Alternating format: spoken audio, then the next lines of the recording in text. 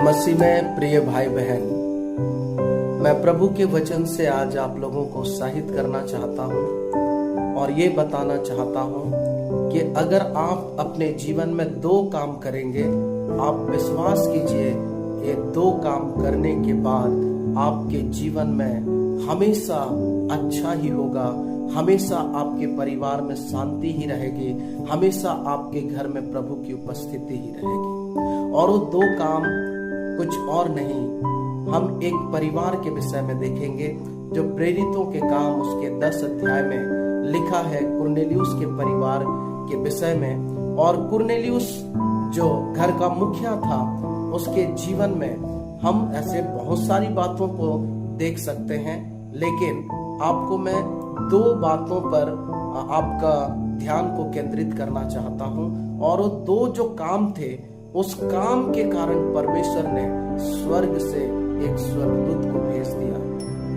और वो 2 काम क्या थे?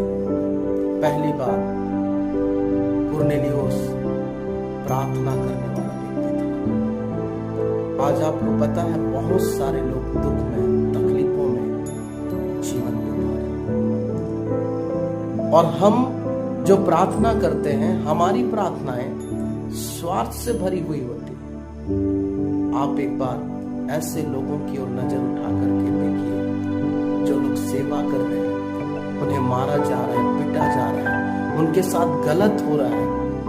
क्या हमारा फर्ज नहीं बनता कि हम उन सेवकों के लिए, हम उन स्टेट के लिए, हम उन क्षेत्रों के लिए रो रो करके प्रार्थना करें, बड़े बोझ के साथ प्रार्थना करें? और आपको पता है कुरनेलियुस अपने कुटुंबियों के लिए प्रार्थना कर रहा था, अपने मित्रों के लिए प्रार्थना कर रहा था, अपने रिश्तेदारों के लिए प्रार्थना कर रहा था। और एक ऐसा समय आया जब प्रभु का दास पतरस आया तो उसने देखा कि कुरनेलियुस का परिवार तो वहां पर है ही है, लेकिन उसके रिश्तेदार, उसके कुटुंबी, उसके मित्र लोग भी वहां पर हैं। और वो सारे लोग प्रभु यीशु मसीह के वचन को सुन करके उद्धार पाए, अपने जीवन में आशीषों को पाए। आप सोचिए, जब आप प्रभु के दासों के लिए प्रार्थना करेंगे, जब आप अपने परिवार कुटुंबियों के लिए प्रार्थना करेंगे, जब आप उन स्टेट के लिए प्रार्थना करेंगे जहां सबसे ज्यादा सताव है, और वहां पर प्रभु काम करेगा, तो आप सोचिए कि वो प्रार्थना का ही असर होगा जो आप उन लोगों के लिए करते हैं। और इस जीवन में भले ही हमको पता चले चाहे ना चले, लेकिन जब न्याय होगा तो प्रभु जरूर बताएगा, बेटा कि तुमने जो प्रार्थना किया था, बेटी तुमने जो प्रार्थना किया था, उसके कारण मैंने इस क्षेत्र में बड़े बड़े काम किए, बेदारियों को भेजा, लोगों के मन को बदला।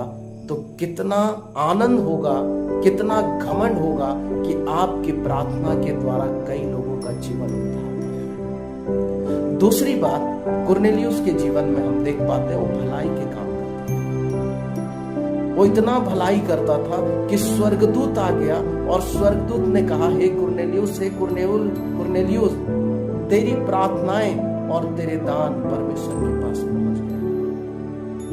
आज हम भलाई के कामों को करते हैं, लेकिन उन भलाइयों के कामों में हम ये खोजते रहते हैं कि हमारा नाम आना चाहिए, हमारा नाम फेमस होना चाहिए, जिसके कारण से हमें कोई प्रतिफल नहीं। अगर हमको प्रतिफल पाना है तो भलाइयों के काम करते जाइए, लोगों को पता चले चाहे ना चले, उससे कोई फर्क नहीं पड़ता। लेकिन फर्क इससे पड़ता है कि आपके पिता को, आपके परमेश्वर को वो भलाई का काम अच्छा लगा।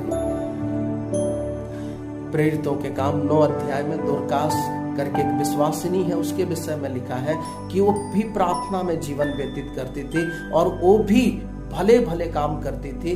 और एक दिन वो मर गई, और वहां पर भी प्रभु का दास पतरस आया, घुटने टेक करके प्रार्थनाएं की और दोरकास को जीवित वहां पर दिखा दिया। उसके पीछे का कारण क्या है? प्रार्थना और भले काम। अगर आप और मैं अपने जीवन में भलाइयों को देखना चाहते हैं, स्वर्गदूतों को देखना चाहते हैं, या हमारी प्रार्थना सुन ली जा रही है या नहीं सुन ली जा रही है, इसको जानना चाहते हैं तो ये 2 काम अपने जीवन में हमेशा करिए। जब भी मौका मिलता है आप प्रार्थना में समय बिताइए। और दूसरी बात, दूसरों को मदद करने में, भलाई करने में कभी भी पीछे मत हटिए। अपने काम काज छोड़ दीजिए, लेकिन दूसरों की भलाई करने के लिए कभी भी पीछे मत हटिए। और जब आप ये 2 काम करेंगे, आपके जीवन में परमेश्वर आशीषों को देना प्रारंभ करेगा। आपके परिवार में परमेश्वर अपनी उपस्थिति को देना प्रारंभ करेगा। और एक दिन ऐसा भी आएगा जब आप कहेंगे कि मेरे घर में भी परमेश्वर ने एक स्वर्गदूत को भेजा। परमेश्वर इन वचनों के द्वारा हम सबों को आशीष दे। God bless you all.